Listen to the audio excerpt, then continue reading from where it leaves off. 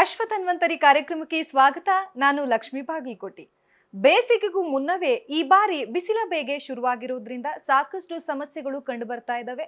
ಆರೋಗ್ಯದ ಮೇಲೆ ಆಗ್ತಾ ಇರುವಂತಹ ಪರಿಣಾಮಗಳು, ಅದರ ಜೊತೆಗೆ ಬಿಸಿಲಿನಿಂದ ನಮ್ಮ ತ್ವಚೆನ ಹೇಗೆ ಕಾಪಾಡಿಕೊಳ್ಬೇಕು, ಇದರಿಂದ ಸಲಹೆಗಳೇನು ಎನ್ನುವಂತಹ ಎಲ್ಲದರ ಸಂಪೂರ್ಣ ಮಾಹಿತಿಯನ್ನ ತಿಳಿಸ್ಕೊಡೋದಕ್ಕೆ ನಮ್ಮೊಟ್ಟಿಗಿದ್ದಾರೆ ಖ್ಯಾತ ವೈದ್ಯರಾಗಿರುವಂತಹ ಡಾಕ್ಟರ್ ಅಂಜನಪ್ಪ ಅವರನ್ನ ಮಾತಾಡ್ತಾ ಹೋಗ್ತೀನಿ. ಈ ಎಲ್ಲದರ ಕುರಿತು ಸಲಹೆಗಳನ್ನ ಕೇಳ್ತಾ ಹೋಗೋಣ. ಸರ್, ಕಾರ್ಯಕ್ರಮಕ್ಕೆ ಸ್ವಾಗತ. ನಮಸ್ಕಾರಮ್ಮ. ಸರ್, ಈಗಾಗಲೇ ಬೇಸಿಗೆಗೂ ಮುಂಚಿತವಾಗಿಲೇ ಬಿಸಿಲ ಬೇಗೆ ಹೆಚ್ಚಾಗಿದೆ. ಅದರ ಜೊತೆಗೆ ಈಗಾಗಲೇ ಏನು 35 ಡಿಗ್ರಿ ಸೆಲ್ಸಿಯಸ್ 20 ವರ್ಷದ ಹಿಂದೆ ನಾವೆಲ್ಲ ನೋಡಿದ್ವಿ. ಈಗ 34 ಡಿಗ್ರಿ ಸೆಲ್ಸಿಯಸ್ನ ತಾಪಮಾನವನ್ನ ಈಗಾಗಲೇ ಕಾಣ್ತಾ ಇದೀವಿ. ಸೊ ಇದರಿಂದಾಗಿ ಆರೋಗ್ಯದ ಮೇಲೆ ಸಾಕಷ್ಟು ಸಮಸ್ಯೆಗಳಾಗ್ತಾ ಇದ್ದಾವೆ, ಪರಿಣಾಮಗಳು ಬೀರ್ತಾ ಇದ್ದಾವೆ. ಇದರಿಂದ ಹೇಗೆ ನಾವೆಲ್ಲ ಹೊರಗೆ ಬರೋದು ಡಾಕ್ಟ್ರೆ? ಅಮ್ಮ, ನಿಮ್ಮ ಆರೋಗ್ಯದ ಬಗ್ಗೆ ಕಾಳಜಿ ನನಗೆ ಖುಷಿ ಅನ್ನಿಸ್ತಾ ಇದೆ. ಆರೋಗ್ಯವೇ ಭಾಗ್ಯ, no doubt in it. So ಅದಕ್ಕೋಸ್ಕರಾಗಿ ನಮ್ಮಲ್ಲಿ ನೀವು ಕೇಳಿದ ಪ್ರಶ್ನೆಗಳ ಮುಂದಿನ ಮಾತುಗಳಲ್ಲಿ ನಾನು ಆನ್ಸರ್ ಮಾಡ್ತಾ ಹೋಗ್ತೀನಿ. Prevention is better than cure. ನೋಡಿ, ನಮ್ಮ ದೇಶ ಋತುಗಳ ದೇಶ. It's a country of seasons. ನಮಗೆಲ್ರಿಗೂ ಗೊತ್ತಿದೆ, ಚಳಿಗಾಲ, ಮಳೆಗಾಲ, ವಸಂತ ಕಾಲ, ಬೇಸಿಗೆ ಕಾಲ. ಏನಂದರೆ ಬೇಸಿಗೆ ಬಹಳ ಬೇಗ ಶುರುವಾಯಿತೇನೋ ಅಂತ. ನೋಡಿ, ನಮ್ಮಲ್ಲಿ ಯಾವಾಗಲೂ ಚಳಿ ಇರಬೇಕಾಗಿತ್ತು. ಶಿವರಾತ್ರಿ ನೆನ್ನೆ ತಾನೇ ಮುಗಿದಿದೆ, ಅಲ್ಲಿವರೆಗೂ ಶಿವ ಶಿವ ಅಂತ ನಡುಗಬೇಕಿತ್ತು. ಉಗಾದಿಗೆ ಉರ ಉರ ಅಂತ ಬೇಸಿಗೆ ಶುರುವಾಗಬೇಕಾಗಿತ್ತು. ಬಟ್ ಋತುಗಳು ಬದಲಾಗ್ತಾ ಇದ್ದಾವೇನೋ ಅನಿಸುತ್ತೆ ನಮಗೆ. ಬೇಸಿಗೆ ಬೇಗ ಶುರುವಾಗ್ತಾ ಇದೆಯೋ ಅಂತ. ಕೆಲವು ಸಮಯ ಅಕಾಲಿಕ ಮಳೆಗಳು ಬರ್ತವೆ. ಇವೆಲ್ಲವನ್ನು ಗಮನದಲ್ಲಿಟ್ಕೊಂಡು ಬೇಸಿಗೆ ಕಾಲದಲ್ಲಿ ಕೆಲವು ಪ್ರಾಬ್ಲಮ್ಗಳು, ಪರ್ಟಿಕ್ಯುಲರ್ ಮಕ್ಕಳಲ್ಲಿ, ವಯಸ್ಸಾದವರಲ್ಲಿ, ಪ್ರೆಗ್ನೆಂಟ್ ವುಮನ್ನಲ್ಲಿ ಈ ಬೇಸಿಗೆ ಜಾಸ್ತಿ ಆದಂಗೆಲ್ಲ ಡಿಹೈಡ್ರೇಷನ್ ಅಂದರೆ ನೀರು ದೇಹದಲ್ಲಿ ಕಡಿಮೆ ಆಗುತ್ತೆ. ನೀವು ಅವೆಲ್ಲ ತಿಳಿದಂಗೆ ಎಲ್ಲೋ ಒಂದು ಕಡೆ ಬೆವರು ಜಾಸ್ತಿ ಆಗುತ್ತೆ ಬೇಸಿಗೆಯಲ್ಲಿ, ಸ್ವೆಟಿಂಗ್. ನೋಡಿ, ನಮ್ಮ ದೇವರು ಎಷ್ಟು ಚೆನ್ನಾಗಿ ಮಾಡಿದ್ದಾನೆ ಅಂದರೆ, there is a environment, milieu interior ಅಂತೀವಿ. ಕಾಲಕ್ಕೆ ತಕ್ಕಂತೆ ದೇಹ ತನ್ನಷ್ಟಿಗೆ ತಾನೇ ಅಡ್ಜಸ್ಟ್ ಮಾಡ್ಕೊಳ್ತಾ ಹೋಗುತ್ತೆ. ಆದರೆ ಅನ್ಫಾರ್ಚುನೇಟ್ಲಿ ಸಡನ್ನಾಗಿ 34-35 ನೀವು ಹೇಳ್ದಂಗೆ 20 ವರ್ಷದ ಹಿಂದೆ ಇದ್ದಂಥ ಟೆಂಪ್ರೇಚರ್ ಇವತ್ತು ನಾವು ನೋಡ್ತಾ ಇದ್ದೀವಿ ರೆಕಾರ್ಡ್. ಸೊ ಅಂಥ ಸಮಯದಲ್ಲಿ ಏನೆಲ್ಲ ಆಗ್ತವೆ ಅಂದರೆ, ಮೇಯ್ನ್ ಇಂಪಾರ್ಟೆಂಟ್ ಡಿಹೈಡ್ರೇಷನ್. ಹಂಗಂದ್ರೆ ಏನು ರೀ ಡಾಕ್ಟ್ರೆ, ಬಿಸಿಲಿನಾಗ ಹೋದರೆ ಕಣ್ಣು ಚಕ್ಕರ್ ಬಂದಂಗೆ ಆಗುತ್ತೆ, ತಲೆ ಸುತ್ತು ಬಂದಂಗೆ ಆಗುತ್ತೆ, ಅಲ್ಲೇ ಬಿದ್ದೋಂಗೆ ಅನಿಸುತ್ತೆ. ಇದನ್ನು ನಾವು ಡಿಹೈಡ್ರೇಷನ್ ಅಂತೀವಿ. ಎಲ್ಲೋ ಮೈನಲ್ಲಿರುವ ಜಲ ಕಡಿಮೆ ಆಗ್ತದೆ. ಆ್ಯಕ್ಚುಲಿ ನೀವು ನಾರ್ತ್ ಇಂಡಿಯಾ ಆ್ಯಂಡ್ ನಾರ್ತ್ ಕರ್ನಾಟಕಕ್ಕೆ ಹೋದರೆ ಟೆಂಪ್ರೇಚರ್ನಲ್ಲಿ, ನಾನು MBBS ಓದಿದ್ದು ಬಳ್ಳಾರಿ, ಅಲ್ಲಿ ಟೆಂಪ್ರೇಚರ್ ಇವತ್ತು 37ಕ್ಕೆ ನಾವು ಹಿಂಗೆ ಅಂತೀವಿ. ಬಟ್ ಅಲ್ಲಿನ ಟೆಂಪ್ರೇಚರ್ 52ಕ್ಕೆ ಹೋಗುತ್ತೆ. ಆಗ ಸನ್ ಸ್ಟ್ರೋಕ್ ಆಗುತ್ತೆ. ಸೊ ಅದರಿಂದ ಆ ಭಯ ನಮಗೆ ಬೇಡ. ಆ್ಯಂಡ್ ನಾವಿಬ್ಬರು ಇವತ್ತು ಮಾತನಾಡುವಾಗ ಬೆಂಗಳೂರು ಸಿಟಿ ಮತ್ತು ಹಳ್ಳಿಗಾಡಿನ ಜನಗಳ ಆರೋಗ್ಯದ ಬಗ್ಗೆ ಗಮನ ಇಟ್ಕೊಂಡು ಮುಂದೆ ಮಾತಾಡ್ತಾ ಹೋಗೋಣ. ಸೊ ಈಗಾಗಲೇ ಬೇಸಿಗೆ ಕಾಲದಲ್ಲಿ ಸಾಕಷ್ಟು ಸಮಸ್ಯೆಗಳು ಕಂಡು ಬರ್ತವೆ. ಅದು ಅಲ್ಲದೆ ಈ ಬಾರಿ ಏನಂತಂದ್ರೆ ಕೆಮ್ಮು ಆಗಿರ್ಬೋದು, ಜ್ವರ ಆಗಿರ್ಬೋದು, ಇಂತಹ ಸಮಸ್ಯೆಗಳು ಕಂಡು ಬರ್ತಾ ಇರೋದ್ರಿಂದ ಸಾಕಷ್ಟು ಜನರು ಭಯ ಪಡ್ತಾ ಇದ್ದಾರೆ. ಸೊ ಇದಕ್ಕೆ ಭಯ ಪಡುವಂತಹ ಅವಶ್ಯಕ ಇದೆಯಾ, ಅಥವಾ ಆಸ್ಪತ್ರೆಗೆ ಹೋಗ್ಬೇಕಾ, ಏನಾದರೂ ಮನೆಯಲ್ಲಿನೇ ಪ್ರಿಕಾಷನ್ಸ್ ತಗೋಬಹುದಾ ಸರ್ ಅವರು? ಇನ್ನು ನೋಡಿ, ಭಾಳ ಸಾರಿ ಚಳಿಗಾಲದಲ್ಲಿ ನೆಗಡಿ, ಕೆಮ್ಮು, ಜ್ವರ ಬರೋದೇ ಬೇರೆ, ಅದು ವೈರಲ್ ಇನ್ಫೆಕ್ಷನ್ ಅಂತೀವಿ. ಬೇಸಿಗೆ ಕಾಲದಲ್ಲಿ ಈಗ ನೋಡಿ, ಮೊನ್ನೆ ತಾನೇ ಸಂಕ್ರಾಂತಿ ಮುಗಿದಿದೆ. ಈ ಸಮಯದಲ್ಲಿ ಕಣಗಾಲ ಮಾಡ್ತಾರೆ ಹಳ್ಳಿಗಳ ಕಡೆ. ಧೂಳು, ಹೊಗೆ, ಮರದ ಗಿಡಗಳ ಎಲೆಗಳೆಲ್ಲ ಉದುರ್ತಿರ್ತವೆ. ಇಂಥ ಸಮಯದಲ್ಲಿ ಅಲರ್ಜಿಯಿಂದ ಬರುವಂಥ ಕೆಮ್ಮು, ನೆಗಡಿ ಇವೇನು ಡೇಂಜರಸ್ ಅಲ್ಲ. ನೀವು 1-2 ದಿನ ಮನೆ ಮದ್ದು ಮಾಡ್ಕೋಬೋದು.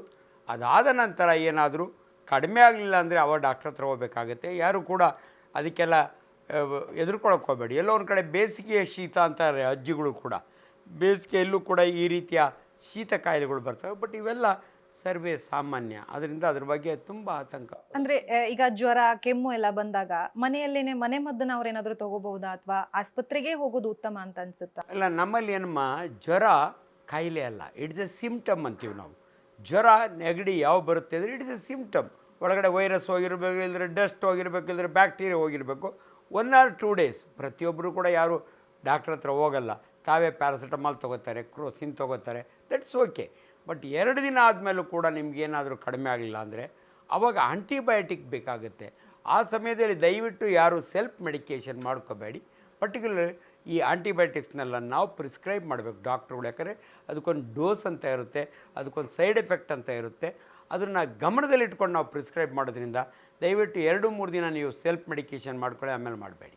ಎಸ್ ಸರ್, ಈಗ ಬೇಸಿಗೆ ಕಾಲ ಅಂತ ಬಂದ ತಕ್ಷಣ ಎಲ್ಲರೂ ಏನು ಮಾಡ್ತಾರೆ, ಬಿಸಿಲ ಬೇಗೆಗೆ ಭಯ ಪಟ್ಬಿಟ್ಟು ತಂಪು ಪಾನೀಯಗಳತ್ತ ಮೊರೆ ಹೋಗ್ತಾರೆ. ಸೊ ತಂಪು ಪಾನೀಯಗಳು ಹೆಚ್ಚಾಗಿ ಕುಡಿಯೋದ್ರಿಂದ ಆರೋಗ್ಯದ ಮೇಲೂ ಕೂಡ ಇದು ಎಫೆಕ್ಟ್ ಬೀಳುವಂಥದ್ದು. ಸೊ ಯಾವ ರೀತಿಯಾಗಿ ತಂಪು ಪಾನೀಯನ ಅಂದರೆ ತುಂಬಾ ಕೋಲ್ಡ್ ಇರೋದು ಕುಡಿಯೋದು ಉತ್ತಮನ, ಅಥವಾ ಕೋಲ್ಡ್ ಇಲ್ಲದೆ ಇರುವಂಥದ್ದನ್ನು ಕುಡಿಯೋದು ಉತ್ತಮ ಅಂತ ಅನಿಸುತ್ತಾ? ನೀವು ಕೇಳೋ ಪ್ರಶ್ನೆ ಪ್ರಾಕ್ಟಿಕಲಿ ಚೆನ್ನಾಗಿದೆ. ತುಂಬ ಜನ ಫ್ರಿಜ್ ನೀರು ಕುಡಿಯೋಕ್ಕೆ ನೋಡ್ತಾರೆ, ಜ್ಯೂಸ್ ಕುಡಿಯೋಕ್ಕೆ ನೋಡ್ತಾರೆ. ನಮಗೇನಂದರೆ ನಾವು ಜನಗಳಿಗೆ ಹೇಳೋ ಇಲ್ಲ, ತಣ್ಣೀರು ಕುಡಿಯೋದ್ರಿಂದ ಥಂಡಿ ಏನಾಗಲ್ಲ. ನಮಗೇನೆಂದರೆ ಹೈಡ್ರೇಷನ್, ಬಾಯಾರೋಗೋವರೆಗೂ ಕಾಯಬೇಡಿ, ಆಗಿಂದಾಗೆ ನೀರು ಕುಡಿತಾಯಿರಿ. ಬರೀ ನೀರು ಕುಡಿಯೋಕ್ಕಾಗಲ್ಲ. ನಾನು ಒಂದು ದಿನಕ್ಕೆ 3.5 ಲೀಟ್ರ್ ನೀರು ಕುಡೀರಿ ಅಂತ ಹೇಳ್ತೀನಿ. ಮಕ್ಕಳಿಗೂ ಕೂಡ 3 ಲೀಟ್ರ್ ಕುಡೀರಿ ಅಂತೀನಿ. ಬರೀ ನೀರು ಕುಡಿಲಿಕ್ಕೆ ಕಷ್ಟ ಆದಾಗ ಜ್ಯೂಸ್ ಕುಡೀರಿ ಅಂತ ಹೇಳ್ತೀವಿ, ನಾವೇ ಹೇಳ್ತೀವಿ. ಬಟ್ ಒಂದು ರಿಕ್ವೆಸ್ಟ್ ಏನಂದರೆ, ತುಂಬ ಶುಗರು ಬೆಲ್ಲ ಹಾಕಿರೋ ಜ್ಯೂಸ್ಗಳು ಕುಡಿಬೇಡಿ. ಆಮೇಲೆ ರೋಡ್ ಸೈಡ್ ಮಾಡೋವಂಥವನ್ನ ನೀವು ಭಾಳ ಕೇರ್ಫುಲ್ಲಾಗಿ ಕುಡಿಬೇಕು. ಅಲ್ಲಿ ನೊಣಗಳು ಹೆಂಗಿದ್ದಾವೆ, ಎಲ್ಲಾದರೂ ತುಂಬ ನೊಣಗಳು ಮುತ್ತವ, ಸರಿಯಾಗಿ ಜೋಪಾನದಾಗ ಮಾಡಿಟ್ಟು. ಬೆಸ್ಟ್ ಡ್ರಿಂಕ್ ರೋಡ್ ಸೈಡ್ ಕುಡಿಬೇಕು ಅಂದರೆ ಎಳ್ನೀರು ಕುಡೀರಿ. ಬೇಸಿಗೆಗೆ ಎಳ್ನೀರು ತುಂಬ ಆರೋಗ್ಯಕರವಾದ ಫ್ಲೂಯಿಡ್. ಬಟ್ ಅಲ್ಟಿಮೇಟ್ಲಿ ಜನಗಳಿಗೆ ಏನು ಹೇಳ್ತೀವಿ ಅಂದರೆ, ನಿಮಗೆ ಮೈನಲ್ಲಿ ನೀರಿನ ಅಂಶ ಜಾಸ್ತಿ ಆಗಬೇಕು ಅಂದರೆ ಹೆಚ್ಚು ನೀರು ಕುಡೀರಿ. ಜ್ಯೂಸ್ ಈಸ್ ಓಕೆ, ಎಲ್ಲದಕ್ಕೂ ಒಂದು ಲಿಮಿಟ್ ಅಂತ ಇರುತ್ತೆ. ಅದರೊಳಗಾಗಿ ನೀವು ಮನೆಯಲ್ಲೇ ಮಾಡಿ ಕುಡಿಯುವಂಥ ಗರ್ಬೂಜದ ಹಣ್ಣಾಗಲಿ, ಬೇರೆ ಮೂಸಂಬಿ ಜ್ಯೂಸ್ ಆಗಲಿ, ಇಂಥವನ್ನ. ಇನ್ಫ್ಯಾಕ್ಟ್ ನಾನು ಭಾಳ ಸಾರಿ ಜ್ಯೂಸ್ಗಿಂತಲೂ, ನಾನು ಗ್ಯಾಸ್ಟ್ರೋಎಂಟ್ರಾಲಜಿಸ್ಟ್ ಇದ್ದೀನಿ, ಹಣ್ಣುಗಳು ತಿನ್ನಿ ಅಂತ ರೆಕಮೆಂಡ್ ಮಾಡ್ತೀವಿ. ಯಾಕಂದರೆ ಹಣ್ಣಿನಲ್ಲಿ ಜ್ಯೂಸು ಇರುತ್ತೆ, ಫೈಬರ್ ಇರುತ್ತೆ.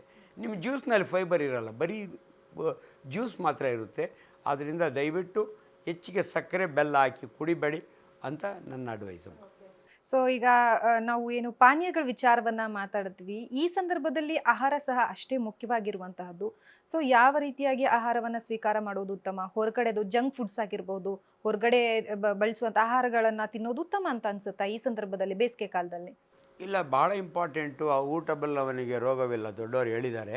ನೀವು ನೋಡಿ, ಚಳಿಗಾಲದಲ್ಲಿ ಹಸಿವೆ ಚೆನ್ನಾಗಿರುತ್ತೆ, ಆದರೆ ಬೇಸಿಗೆ ಕಾಲದಲ್ಲಿ ಹಸಿವು ಕಡಿಮೆ ಆಗುತ್ತೆ. ನಾನ್ ವೆಜಿಟೇರಿಯನ್ ಫುಡ್ಡು ನೀವು ಚಳಿಗಾಲದಲ್ಲಿ ಮಳೆಗಾಲದಲ್ಲಿ ತಿಂದಷ್ಟು ಖುಷಿಯಿಂದ ಬೇಸಿಗೆಗಳು ತಿನ್ನಲಿಕ್ಕಾಗಲ್ಲ, ಯಾಕಂದರೆ ಡೈಜೆಷನ್ ಕಡಿಮೆ ಆಗುತ್ತೆ. ಆದ್ದರಿಂದ ನಮ್ಮ ರೆಕಮೆಂಡೇಷನ್ ಏನಂದರೆ, ಮಾಮೂಲಿ ಊಟ, ಬಟ್ ಜಂಕ್ ಫುಡ್ಗಳನ್ನ ಆದಷ್ಟು ಅವಾಯ್ಡ್ ಮಾಡಿ ಅಂತೀವಿ. ಇದು ಫ್ಯಾಷನ್ ಆಗಿಬಿಟ್ಟಿದೆ. ಈಗ ನೀವು ಬೆಂಗಳೂರು ಸಿಟಿಯಲ್ಲಿ ಯಾವುದೇ ಪಾರ್ಕ್ ಹೋಗಿ, ಯಾವುದೇ ಇದಕ್ಕೆ ಹೋಗಿ, ಸಜ್ಜನರಾವ್ ಪಾರ್ಕ್ ಹೋಗಿ, ನೀವು ಕಾರ್ಗಳು ನಿಲ್ಲಿಸಿ ರಾತ್ರಿ ಎಲ್ಲ ಪಾನಿಪುರಿ, ಮಸಾಲೆ ಪುರಿ ಇವೆಲ್ಲ ತಿಂತಾರೆ. ಹಿತಮಿತವಾಗಿ ತಿಂದರೆ ಯಾವುದಕ್ಕೂ ತೊಂದರೆ ಇಲ್ಲ. ಅದರಿಂದ ನೀವು ಹಿತಮಿತವಾಗಿ ತಿನ್ನೋದ್ರಲ್ಲಿ ತಪ್ಪೇನಿಲ್ಲ. ಬಟ್ ಮನೆ ಫುಡ್ ಈಸ್ ಆಲ್ವೇಸ್ ಹೈಜಿನಿಕ್. ಈ ಫುಡ್ ಅಂದ ತಕ್ಷಣವೇ ಬಿವರೇಜಸ್ಸು ಬರ್ತವೆ. ನೀವು ಅವಲೇ ಬರೀ ತಂಪು ಪಾನೀಯಗಳನ್ನ ಕೇಳಿದ್ರಿ. ಸಂಜೆ ಹೊತ್ತು ಜನ ಹಾಟ್ ಡ್ರಿಂಕ್ಸ್ಗೆ ಹೋಗ್ತಾರೆ, ತಂಪಾಗಿ ಚಿಲ್ಡ್ ಬೀರ್ ಕುಡಿಯೋಣ ಅಂತಾರೆ. ಸೊ ಒಬ್ಬ ವೈದ್ಯನಾಗಿ ಆಲ್ಕೋಹಾಲಿಗೆ ಲಿಮಿಟ್ ಇರಬೇಕು, ಕುಡಿಲೇಬಾರ್ದು ಅಂತ ನಾವೇನು ಹೇಳಲ್ಲ. ಆದರೆ ನೀವು ಕುಡಿಯೋ ಚಿಲ್ಡ್ ಬೀರಿಂದ ನಿಮಗೇನು ಚಿಲ್ಡ್ ಆಗಲ್ಲ, ಅದನ್ನು ಏನೋ ನಿಮ್ಮ ಖುಷಿ, ನಿಮ್ಮ ಎಕ್ಸ್ಪ್ಲನೇಷನು. ಆದ್ದರಿಂದ ಆದಷ್ಟು ಕೂಡ ಲಿಕ್ಕರ್ಸ್ನು ಕೂಡ ಕಡಿಮೆ ಮಾಡಿ, ಅವಾಯ್ಡ್ ಮಾಡಿ ಅಂತ ಹೇಳಿದ್ರು. ಓಕೆ, ಈಗಾಗಲೇ ಮಾತಾಡ್ತಾ ನೀವು ಹೇಳಿದ್ರಿ ಗ್ಯಾಸ್ಟ್ರಿಕ್ ಸಮಸ್ಯೆ ಸಹ ಕಂಡು ಬರುವಂತಹದ್ದು ಬೇಸಿಗೆ ಕಾಲದಲ್ಲಿ ಹೆಚ್ಚಾಗಿ ಅಂತ ಹೇಳಿ. ಸೊ ಇಂತಹ ಗ್ಯಾಸ್ಟ್ರಿಕ್ ಸಮಸ್ಯೆ ಇರುವಂಥವರು ಯಾವ ರೀತಿಯಾಗಿ ಪರಿಹಾರವನ್ನು ಕಂಡುಕೊಳ್ಬಹುದು? ಅಮ್ಮ, ಈ ಗ್ಯಾಸ್ಟ್ರಿಕ್ ಅಂದರೆ ಜನಸಾಮಾನ್ಯರು ಯೂಸ್ ಮಾಡುವ ಪದ. ನಾನೊಬ್ಬ ಸರ್ಜನ್ ಆಗಿ ಗ್ಯಾಸ್ಟ್ರೈಟಿಸ್ ಅಂತೀವಿ ನಾವು ಅದನ್ನು. ಈ ಗ್ಯಾಸ್ಟ್ರಿಕ್ ಏನಂದರೆ ಹೊಟ್ಟೆ ಉರಿ, ಎದೆ ಉರಿ, ಉಳಿ ತೇಗು, ಇದು ಭಾಳ ಕಾಮನ ಕಾಣು. ಅದರೊಳಗೆ ಯಾರಿಗೆ ಜಾಸ್ತಿ ಅಂದರೆ ಹರಿ, ವರಿ, ಕರಿ ಅಂತೀವಿ ನಾವು. ಎಲ್ಲಿ ಗಡಿಬಿಡಿಯ ತಿಂತಾರೆ, ಇರ್ರೆಗ್ಯುಲರ್ ತಿಂತಾರೆ, ಆಮೇಲೆ ಮದುವೆ ಮನೆಗಳು, ಫಂಕ್ಷನ್ಗಳು, ಊರ ಹಬ್ಬಗಳು ಅಂಥ ಕಡೆ ತಿಂತಾರಲ್ಲ ಅಂಥವ್ರಿಗೆ. ಅದರೊಳಗೆ ಎಣ್ಣೆಯಲ್ಲಿ ಕರೆದಿರೋ ಅಂಥ ಫ್ರೈಡ್ ಫುಡ್ ತಿನ್ನೋರಿಗೆ ಗ್ಯಾಸ್ಟ್ರಿಕ್ ಜಾಸ್ತಿ. ಸೊ ಗ್ಯಾಸ್ಟ್ರಿಕ್ಕನ್ನು ಕಡಿಮೆ ಮಾಡಬೇಕು ಅಂದರೆ ಭಾಳ ಸಾರಿ ಅವಾಯ್ಡ್, ಕರೆದಿರೋ ಪದಾರ್ಥಗಳನ್ನ ಕಡಿಮೆ ಮಾಡಿ, ನೀರು ಜಾಸ್ತಿ ಕುಡೀರಿ, ಎಲ್ಲೋ ಒಂದು ಕಡೆ ಟೈಮ್ ಸರಿಯಾಗಿ ಊಟ ಮಾಡಿ ಅಂತ.